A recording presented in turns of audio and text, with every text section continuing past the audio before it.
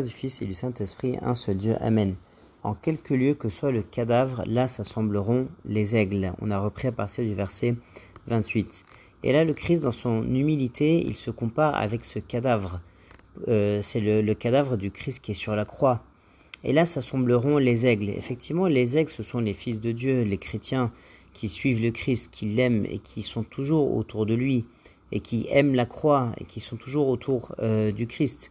Et on est comme des aigles, on est au-dessus du monde, on voit le monde comme tout petit à nos yeux, on est des gens spirituels, et tout ce qui nous importe, c'est la croix du Christ, c'est le Christ lui-même. Donc c'est ça que ça veut dire, ce verset 28. Et pour rappel, on est en train de parler du fait que le Christ, il annonce la destruction de Jérusalem qui va arriver 40 ans après environ, quand les Romains vont rentrer dedans.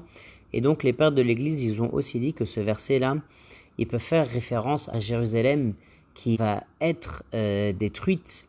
Et là, les aigles, ce sont les Romains, en fait. C'était le symbole des Romains à l'époque et qui allaient rentrer à Jérusalem pour la détruire. Et pour rappel, dans ce chapitre, on est dans toutes ces explications sur le fait que Jérusalem et son temple va être détruite. On est sur les signes qui vont arriver avant la fin du monde et on est sur la question de la date de la fin du monde. Et donc à partir du verset 29, après avoir expliqué dans la première moitié du chapitre tous les signes en fait qui vont arriver avant la fin du monde, en fait il va donner précisément les détails de ce qui va arriver justement le jour de la fin du monde ou juste avant, vraiment les derniers instants qui vont arriver juste avant. Et donc il dit aussitôt après ces jours de détresse, donc les signes qui sont avant, qu'on a décrits juste avant, donc ces jours-là vont être longs de détresse, le soleil s'obscurcira, la lune ne donnera plus sa lumière, les étoiles tomberont du ciel et les puissances des cieux seront ébranlées. Et là, une première lecture, c'est une lecture littérale où effectivement la fin du monde approche. Le soleil va arrêter de briller, il va y avoir la lumière du Christ lui-même, c'est elle qui va tout briller en fait. Donc, et cette terre va disparaître. Donc, et juste avant, qu'est-ce qui va se passer ? Le soleil va s'obscurcir, la lune ne donnera plus sa lumière, les étoiles tomberont du ciel, les puissances des cieux et tous les astres seront ébranlés parce qu'on sent que c'est la fin. Et d'autres pères de l'Église ont donné l'interprétation aussi que parce qu'il va se produire beaucoup d'épreuves pour l'Église et pour le monde entier avant la fin du monde, peut-être il faut qu'on fasse attention à ça du coup, c'est que comme ces épreuves vont être difficiles, il y en a peut-être qui vont tomber. Certains qui étaient des lumières dans l'Église ou des grands ou certains qui étaient des saints vont s'éteindre en fait devant toutes ces difficultés-là. Et donc il faut qu'on reste vraiment accroché à Dieu pour pas que ce verset-là s'applique à nous et qu'on reste brillant et qu'on reste accroché à Dieu et qu'on ne s'obscurcisse pas et qu'on ne soit pas une lune qui ne donne plus sa lumière ou une étoile qui tombe du ciel. Voilà, il faut qu'on essaie de rester évidemment debout en restant accroché au Christ. Alors le signe du Fils de l'homme paraîtra dans le ciel. Et là c'est la croix, évidemment, c'est ça le signe du Fils de l'homme. Et avant que le Christ lui-même vienne, et il dit le Fils de l'homme, pourquoi ? Parce que le Christ, on le verra sous cette apparence-là, en fait du Christ avec son corps glorieux, ressuscité, bien sûr, et avant que lui-même vienne dans le ciel, eh bien on verra son signe. Et son signe c'est quoi ? C'est la croix. Et tout le monde la verra. Tout le monde la verra, cette croix. Toutes les tribus de la terre se la montreront. Ceux qui sont mauvais, qui sont loin de Dieu, eh bien, ils se la montreront parce qu'ils connaîtront que c'était vrai, évidemment, c'est la vérité du Christ. Et elles verront le Fils de l'homme venant sur les nuées du ciel avec puissance et une grande gloire. Et donc là, évidemment, plus personne ne pourra nier l'existence de Dieu, bien sûr. Il enverra ses anges avec la trompette retentissante et ils rassembleront ses élus des 4 vents depuis une extrémité des cieux jusqu'à l'autre. C'est ce qui va se passer très précisément. Et le Christ, il a dit plein de choses d'avance. Quand il était avec ses disciples, il leur disait qu'il allait être crucifié, qu'il allait être ressuscité. Donc quand on lit ces détails-là, il faut qu'on y croie. Et ça va arriver très précisément comme c'est écrit ici. À un moment donné, il va envoyer ses anges avec une trompette retentissante. Ça sera effectivement très impressionnant. Et les justes seront rassemblés, les enfants de Dieu, depuis une extrémité des cieux jusqu'à l'autre. De partout dans le monde, en fait, on va être rassemblés. Instruisez-vous par une comparaison tirée du figuier. Donc là, il est en train de parler avec des Galiléens, des gens qui sont des paysans, des gens pauvres, qui ont l'habitude, en fait, de l'agriculture ou de voir pousser des figuiers. Le figuier était répandu dans cette région-là. Dès que ces branches deviennent tendres et que les feuilles poussent, vous connaissez que l'été est proche. Et en fait, effectivement, ils n'avaient pas de système de date très précis et ils connaissaient les saisons en fait en observant les figuiers, tout simplement. De même, quand vous verrez toutes ces choses, sachez que le Fils de l'homme est proche à la porte. Et donc, ces signes-là vont se produire, évidemment, très précisément, et ça sera le signe que le Fils de l'homme, il est tout proche à la porte. Et donc, il faut qu'on ouvre, nous, au Christ, en fait, qui vient toquer à notre porte. On peut méditer comme ça aussi, et répondre à l'appel de Dieu toujours, à l'appel au repentir, et à l'appel et au message que le Christ, il arrive bientôt. Je vous le dis en vérité, cette génération ne passera point que tout cela n'arrive. Et là, il y a de lectures. La première, c'est de se dire, effectivement, cette génération ne passera point avant que tout cela n'arrive, avant la destruction de Jérusalem que le Christ a annoncée, et qui s'est effectivement produite en l'an 70. On peut lire aussi ce verset-là en se disant, cette génération ne passera point que tout cela n'arrive. Toutes les générations vont vivre ce qui est en train d'être décrit ici par le Christ. Et ceux qui sont morts, même avant que cela n'arrive, ils vont ressusciter avant pour voir tout cela se produire, le jour du jugement dernier, de la résurrection finale. Donc on va tous voir ça, on va tous voir ce qui a été décrit ici. Tout cela va se produire évidemment. Le ciel et la terre passeront, c'est-à-dire que la terre va disparaître, on va passer du paradis au royaume des cieux ou de l'enfer à la géhenne, ça dépend pour qui.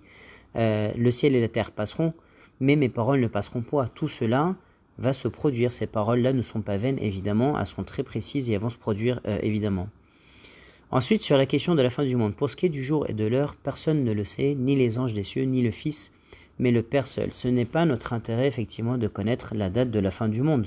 Et donc, si quelqu'un s'aventure à essayer de prédire cette date-là, c'est un mensonge, en fait. C'est un exercice qui est inutile. Donc, si quelqu'un annonce une date, évidemment, elle est fausse, parce qu'il vient de le dire ici. Personne ne connaît que Dieu seul. Même les anges des cieux, personne ne pourra dire, il y a un ange qui m'a dit que la date, c'est celle-là.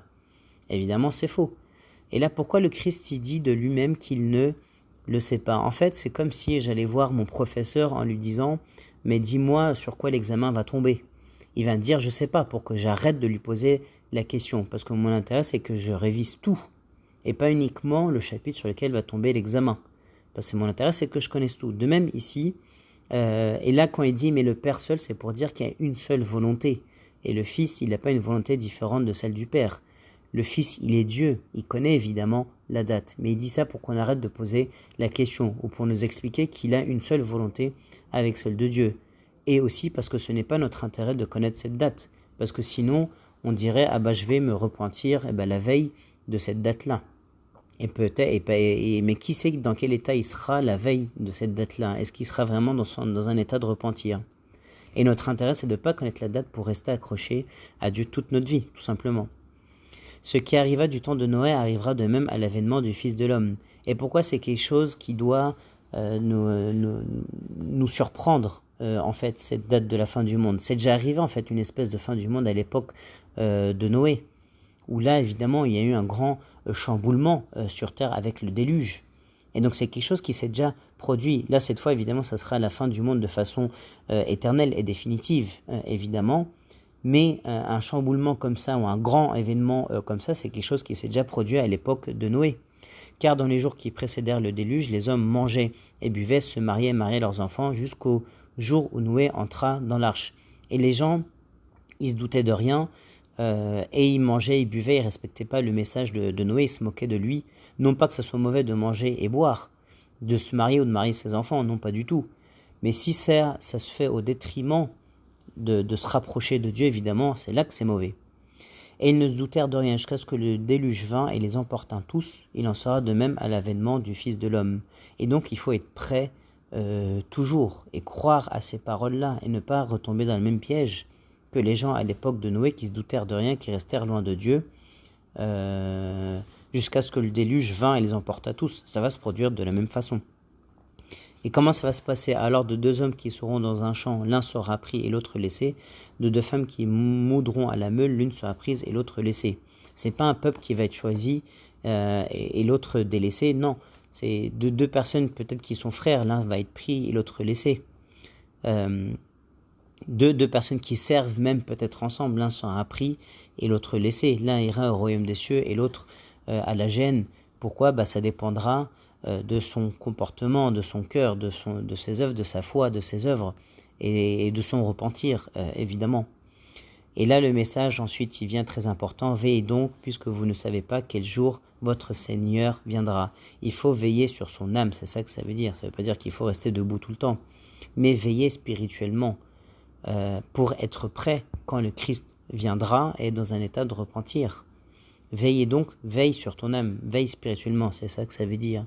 Sachez-le bien, si le maître de la maison savait à quelle veille de la nuit le voleur doit venir, le Christ par son humilité se compare à un voleur, il veillerait et ne laisserait point percer sa maison. C'est pourquoi vous aussi tenez-vous prêts, car le Fils de l'homme viendra à l'heure où vous n'y penserez pas.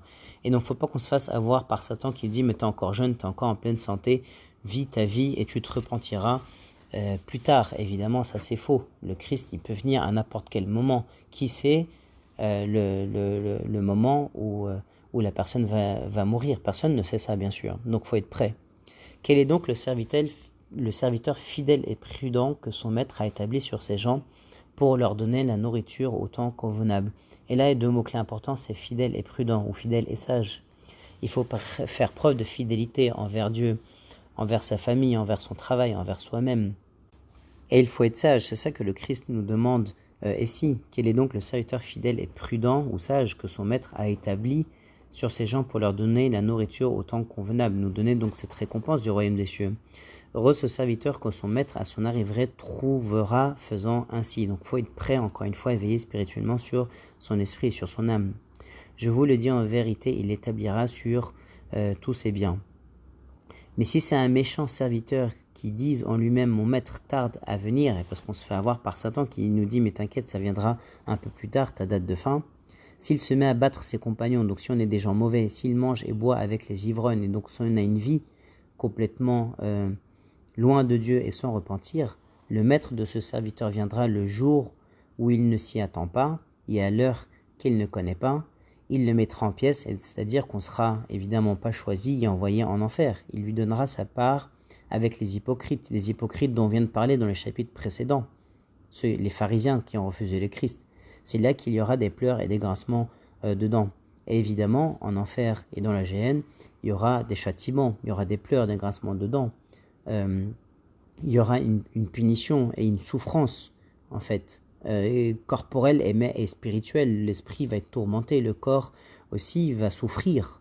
Le corps va ressusciter pour souffrir, une résurrection de jugement, pour souffrir, à la différence évidemment du royaume des cieux, où on aura des corps glorieux, et on verra le Christ et on sera avec lui et dans un état tout autre, évidemment, et gloire à Dieu éternellement. Amen.